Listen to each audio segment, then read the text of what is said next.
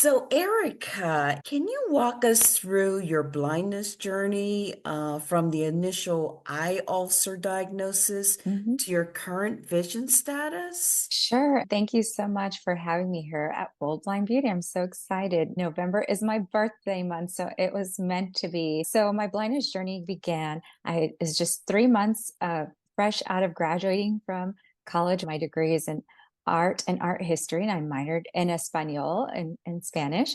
And I was just thinking of possibly working at maybe one day at a museum doing some kind of PR work. And I was actually a personal assistant for an event planner, wedding coordinator. So I was really getting my feet wet. But I started with this eye ulcer that I noticed one night as I just took out my contacts, and then it was there a few days and it kind of looked like a little white fuzzy thing stuck on the white part of my eye. And I went to see an optometrist and she said, "Oh, it'll go away." A week later, it didn't change. She gave me an eye drop. Again, it should go away. The eye drop was a very strong antibiotic. And, she said, "Okay, so it hasn't gone away. I'm going to need you to see a specialist." So she sent me to a specialist, and he said, "For your age, you should be healing, and you probably have an underlying health condition." And without even asking my help, he just kind of either diagnosed me with diabetes or AIDS. I kept my Southern Belle composure and I informed him that I was social in college, but not that social, sir. And I said, "I have diabetes on both sides of my family. It's probably that." And so I went, and sure enough, my blood sugar had been up in the 400s. Your average glucose needs to be in the 100s as a normal healthy range. And so, it was affecting my body healing. He sent me to the hospital. There was an eye infection already there. It led to cornea damage. And even though I was there at the hospital, the damage was just already happening. A few days after a hospital stay, I'm diagnosed with diabetes. I literally, drove myself there, couldn't drive back, can't see that well anymore. It's cornea damage. And even a few months later, all these eye drops and trauma to my eyes cause cataracts. So both eyes have had cataract surgery. And if anybody doesn't know, cataracts is kind of like looking through wax paper. So just a fog. I'm glad that I had both of those removed. And then I even had glaucoma shunts, again, from just all the trauma of the eye damage.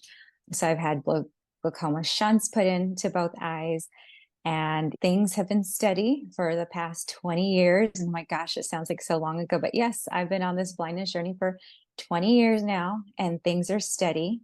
But yeah, I'm a person who lives with blindness. How has the experience shaped your perspective on life? Yeah, I definitely had a shift, right? Instead of just doing events, I thought I want to do events with a passion and a purpose. I also thought about the special education field, and I thought, okay, well, I know what blue is. I have that prior knowledge, and I still have some sight. But how do I explain blue to a child who's never seen blue? How would I even explain that to a child who's never seen color? And so that made my heart sad because I get to enjoy all this art and art history, right? But a blind child would have never seen that. So I thought, how do blind kids learn? So I took classes to get my alternative certification and got certified to work with children with special needs. And I worked as a paraprofessional in an elementary school setting for 10 years. So, as a Tahana Mhm. with a passion for art, beauty, and fashion, Mhm. how do you express your creativity and cultural identity while navigating your sight loss? Art is still also in music and dance. And I remember I went to a friend's wedding, and of course, it's all of us gal pals dancing. And my friend's husband said, "Oh, Erica, she likes to dance. And how does she know how to dance?" And she goes, "Well, she wasn't always blind, and blind people dance. And yeah, she's a good dancer." So yeah, just expressing myself, whether it's music or dance, singing along. We all love Selena and Bitty Bitty Bom Bom. We may not sing like Selena, right? But we sing along. So yeah, those kind of things. But even just making a Tex-Mex home cooked meal. My husband jokes that I'm just cooking so I can take a photo of the finished product. And I said, okay, that's kind of true. So yeah, just all kinds of various ways. Right. Just based on your content that you Hmm. post on Instagram and Facebook, you are quite the fashionista. Aw, Can you thanks. share a little bit about some of your personal loves as far as fashion and Hmm. beauty, style, that type of thing? Yeah, I've noticed ever since I was a little girl, all the ladies at church or my family always had black and brown purses. So in my life, I've never owned a black or brown purses because I always just wanted to have a bright, fun, colored purse. I think my current purse right now is red, and the one before that was lavender. Before that was yellow, and then a robin's egg blue. I like switching up color. I posed a question the other day that I hope to get some feedback on this weekend.